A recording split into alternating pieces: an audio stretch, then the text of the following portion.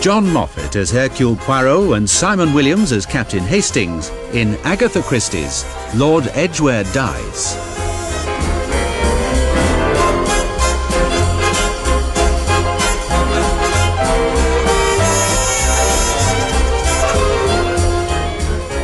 Oh, yes!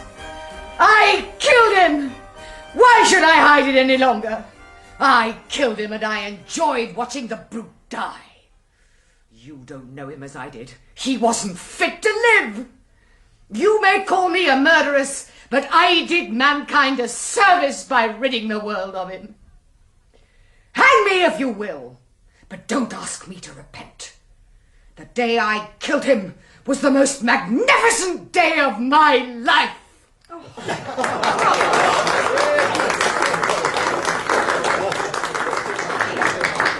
Oh, didn't I tell you she was amazing, Poirot? Quite uncanny. The voice, the face, the whole Jane Wilkinson manner to a T. The way she threw back her hair at the end, just the way Jane did it in Dark Horizons. Miss Adams is a quite remarkable performer, I agree.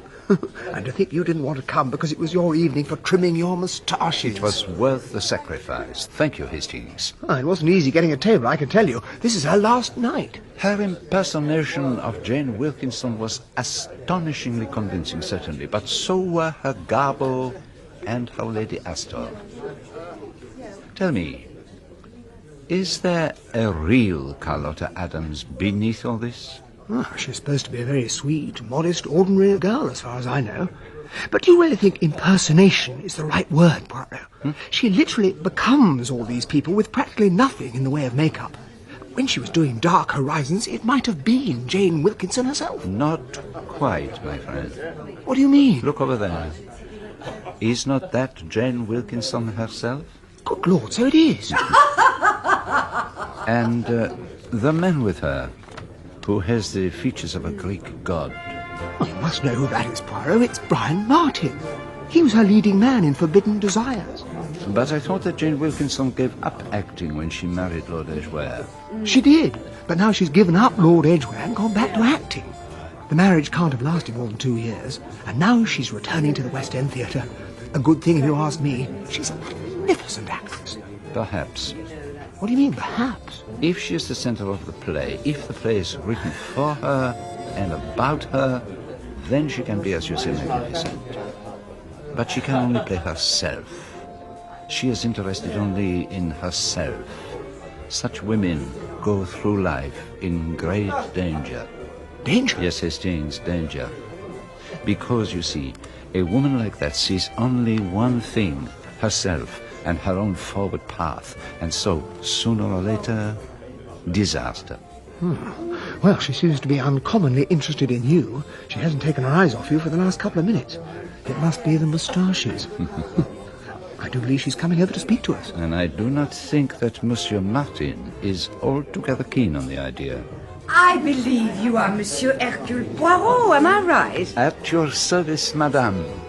Monsieur Poirot, I must talk to you. Oh, by all means, madame. Pray, sit down with us. No. I must speak to you privately. I'm sure that Jules can find us a quiet room somewhere where we won't be disturbed. Jane, you can't just whisk Monsieur Poirot off like this. Don't tell me what I can and cannot do, Brian. Just go back to your table and watch the rest of the show. Monsieur Poirot and I are going to have a little talk, aren't we? Of course, madame. You permit that my friend Captain Hastings comes with us?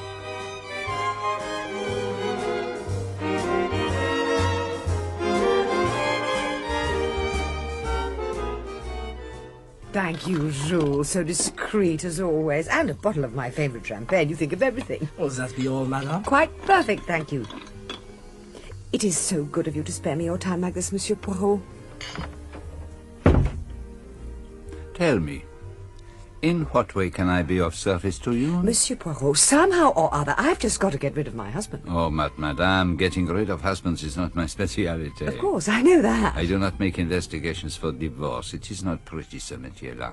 My dear Monsieur Poirot, I'm not asking you to spy at keyholes or talk to chambermaids. I have just got to get rid of the man, and I'm sure you can tell me how to do it. First, tell me, madame, why you are so anxious to get rid of Lord Edgware. I want to get married again. What other reason could there be? But surely he'd give you a divorce? You don't know my husband, Captain Hastings. I don't know how to put this. He's not like other people. In what way is he not like other people? He should never have married anyone. He's obsessed with cruelty. His first wife ran away from him, leaving her little baby behind her. He never divorced her, and she died miserably abroad somewhere. And then he married me. I simply couldn't stand it. He frightened me. He's a monster. I left him and went off to Hollywood.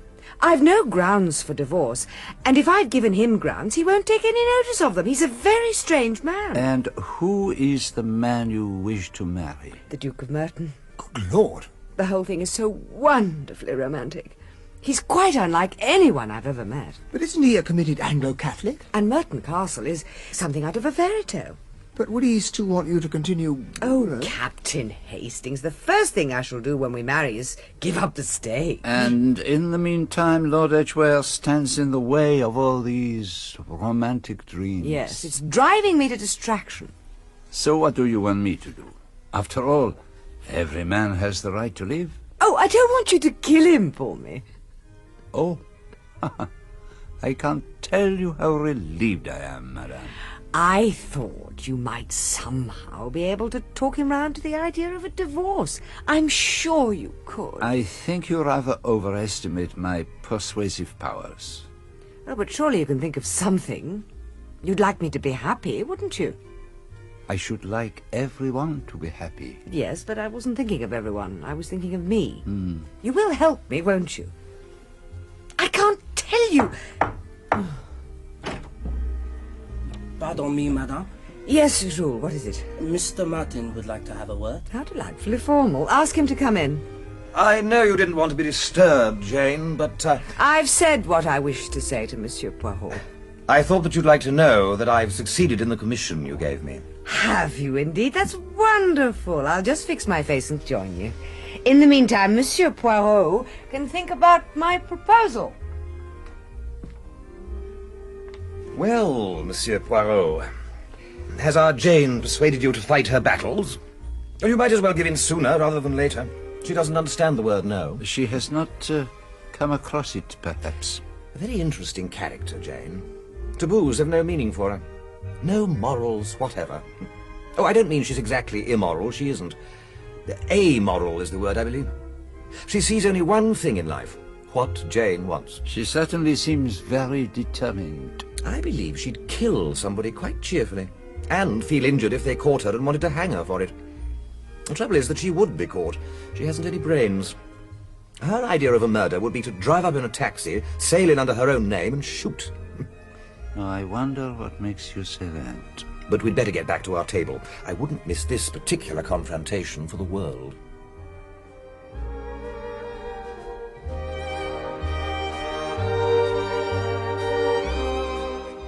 I felt I just had to know you, Miss Adams. It was an utterly fantastic performance. You're very kind, Lady Edgware. If I'd known you were there tonight, I think I'd have died of fright. I don't know when I enjoyed anything so much as I did your show tonight. That's very sweet of you. Oh, I do appreciate you telling me so. You'll join us for supper, won't you? And you as well, Monsieur Poirot. Captain Hastings. I'd love to. Oh, forgive me, Lady Edgware, but it is long past my bedtime. But you'll do as I asked. I will do what I can. You've got to persuade him. For my sake. If you don't, What will happen if I don't? I'll just have to take a taxi and go round and bump him off myself.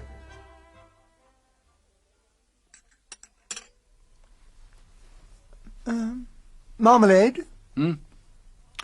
Oh, Hastings, you know I never take marmalade. What are you thinking of? I was simply trying to get your attention. What is that letter? See for yourself. An appointment with Lord Edgware at Regent Gate tomorrow morning. You are surprised? Well, You thought perhaps it was Lady Edgware's champagne that I promised what I would not perform? My friend, the promises of Hercule Poirot are sacred. But you surely can't let yourself be influenced by... I am not in the habit of letting myself be influenced by anyone. I am interested, that's all. Interested in the prospect of Jane Wilkinson's marrying the Duke of Merton? Oh, no, that is a very commonplace business, Hastings, a step in the career of a very beautiful and ambitious woman. No, it is the interplay of characters that interests me. I welcome the chance of studying Lord Edgware at close quarters. Come in. There's a gentleman downstairs who wishes to speak to you. A gentleman? It's Brian Martin, Mr. Poirot. Ah, then be so good as to show him up. Yes, Mr. Poirot. Starstruck is the phrase, I think. I would never have believed it of her. So, now we know where she goes on her afternoons off. Mr. Martin, sir. Ah, come in, Monsieur Martin. Thank you. Please take a seat. Thank you. You know Captain Hastings, of course. Of course. Hello, morning. Nice to see you. So, what can I do for you? I presume this is a professional visit? Oh, yes, it is. I was wondering whether you might have the time to undertake something for me. Well, that would depend. You have a problem? I'm not quite certain. Huh? The trouble is that I can't tell you as much as I'd like to. What can you tell us? It's difficult. You see, the whole thing started in America. What started in America? It was like this. I was travelling in a train to New York, and there was this fellow. Ugly little chap, clean-shaven, glasses, and a gold tooth. A gold tooth? Oh, that is interesting. I just noticed him. And then, 6 months later, I was in Los Angeles, and there he was again, in my hotel lobby. Nothing in that, I suppose. But strange, nevertheless. A month afterwards, I had occasion to go to Seattle, and crossing the street, who should I see but my friend again? Only this time he was wearing a beard. A beard? And then I saw him in a streetcar in Chicago, but this time with a moustache and different eyebrows. Huh? I'm positive it was the same chap. You suspected you were being shadowed? I thought they must have put someone on my tail. Tell me, Mr. Martin, who are they? That's the difficulty. I think it's all bound up with something that happened in London about 2 years ago, but I can't tell you about it, not now, you see. And why not? There's a girl concerned in it. Ah, I understand. And I would have to get her permission.